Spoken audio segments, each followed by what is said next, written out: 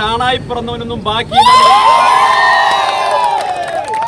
അതിനകത്ത് ആംബിയറുള്ള ഒരുത്തരും ബാക്കിയില്ല എന്ന് എനിക്ക് നന്നായിട്ട് അറിയാം. എല്ലാവരും ഞാൻ പറയുന്നില്ല.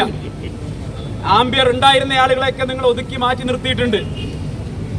പക്ഷേ ഇപ്പൊ അതിനകത്ത് ചുമതലയിരിക്കുന്ന ഒരുത്തനും ആംബിയറുള്ള ഒരുത്തനുമില്ല എന്ന് ഏറ്റവും നന്നായിട്ട് അറിയുന്നയാളാണ് ഞാൻ എന്നുള്ളതും അവർക്കറിയാം. അതുകൊണ്ട് അവരോട് പറയാനുള്ളത്, ഈ ബാൽ സൊസൈറ്റി നേതാവിന്റെ പിന്തുണ കണ്ടുകൊണ്ട്, ബാൽ സൊസൈറ്റി മുതൽ പാർലമെന്റ് വരെ മത്സരിക്കുന്ന നേതാവിന്റെ പിന്തുണ കണ്ടുകൊണ്ട് യൂത്ത് കോൺഗ്രസിനെയും അങ്ങ് ഒലത്തിക്കളയാമെന്ന് പാലക്കാട്ടെ BJP നേതൃത്വം കരുതുന്നുണ്ടെങ്കിൽ അത് വെറുതെയാണ്. നിങ്ങൾ എന്താ കരുതിയിട്ടുള്ളത്?